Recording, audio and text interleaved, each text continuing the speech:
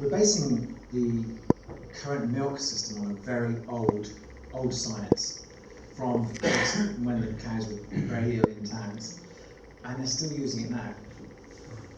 And I'm sure you guys, the figures that you have to conform to, the limits, who made those up?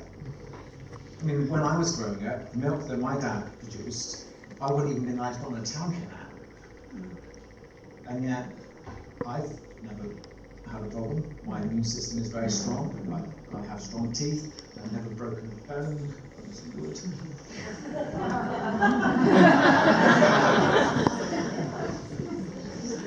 I don't. If I get a cold, it lasts a couple of days. I don't have any inherent. My sisters too, never broken bones or been ill in their lives. Yes. Very briefly, our daughter and a neighbouring farmer's daughter, milking cows, who do unpasteurised cheese, incidentally. Anyway, they went on a trip with the school to India, and they were the only two kids that didn't get Delhi belly. Yes. Again, our gut microbiome is amazing, and especially if you've had antibiotics in the early formative years, you're going to struggle through your life because it ruins your microbiome, and it's just a normal healthy thing to consume.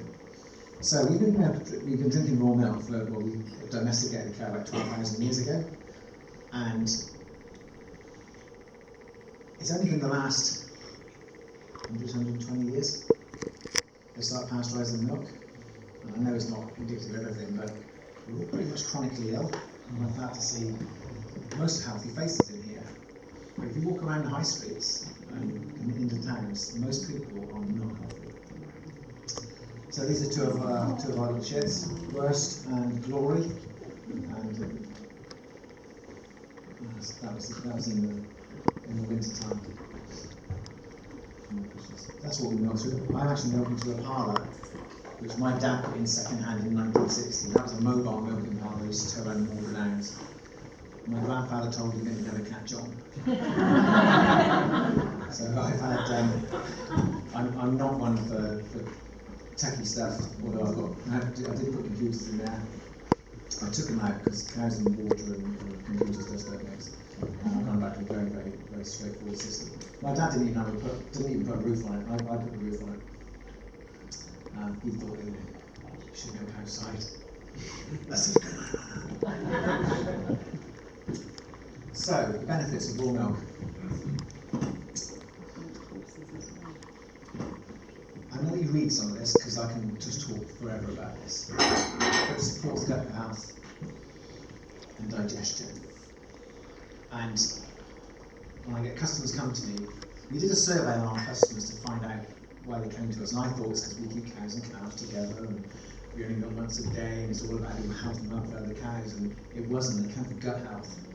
My customers were searching me out for selfish reasons, and I thought I was doing such a good job of the farming and looking after the cows. They just came because they heard somewhere that their guts could be solved, or their issues could be solved by having a cow. Lactose intolerant, that's a great one. I'm sure you've got hundreds of customers that are lactose intolerant who just come and they say, I can't tolerate milk. And that's not good about it. And it's a revelation when people come and have our milk and go, I didn't get any symptoms of lactose intolerant that they used to. And it's like it's opened up a whole world for them. Immune system fighting infections. I think that somebody did a scientific survey on people that drank milk as opposed to others that don't, and it reduces about a cold a year. Doesn't sound right. But if you're Mr. Beecham's and you do Beecham's cold and flu, and 6 to 8 million people buy one less packet a year, you're talking about big numbers. And it's not just that immune system. It's all everything.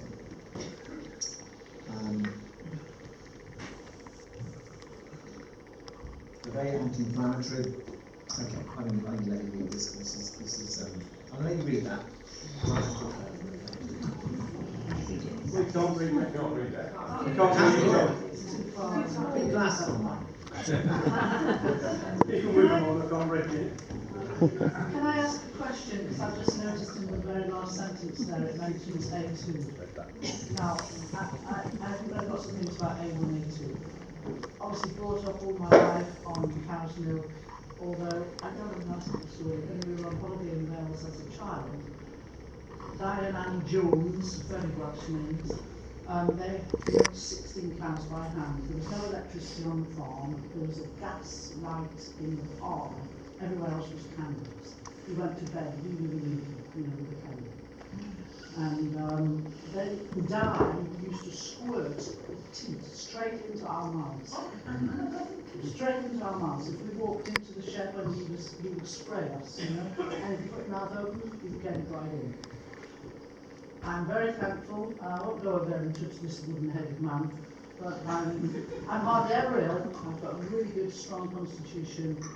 But when I used to drink milk, I loved milk, and I used to drink milk all the time as a child, and suffered endless catarrh, sinusitis, God knows what else.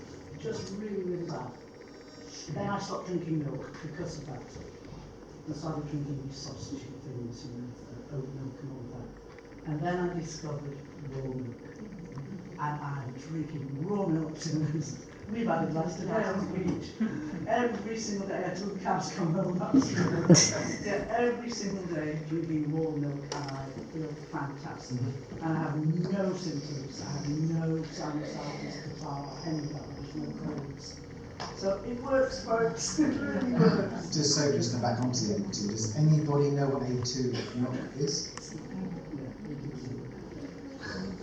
Okay, well, I empathise because I knew nothing about A2 milk either up until about 7 years ago when one of my customers came to me and said, have you got any A2 cows? I want their milk.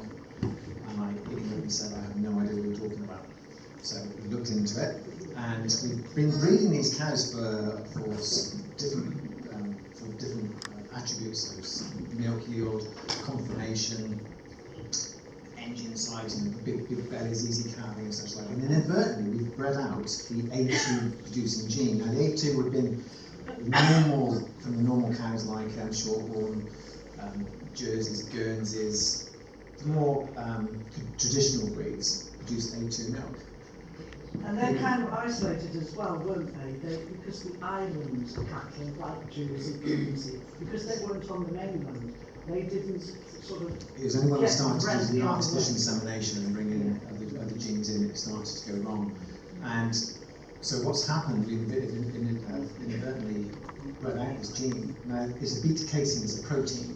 Now, it has virtually the same symptoms as lactose intolerance, which is cramps, bilious feeling, wind, and so people think that they're lactose intolerant, and no, they're not, they're protein intolerant. And so in Australia they've been breeding for A2 for years. I have no idea, I haven't even heard of it. So I bought 5 cows that had genetically tested for grade 2. And so if anybody came to me and said, I'm lactose intolerant, because it's virtually the same symptoms, I would give them our combined A1, A2 cows. And if they still had symptoms, I would then give them the A2 milk, which I used to milk those brown Swiss cows first. And I only have 3 people that are genuinely intolerant to milk. And I've had a lot of revelations, a lot of people that have gone back to drinking milk that couldn't drink milk before. And your symptoms of the catarrh and yeah, absolutely.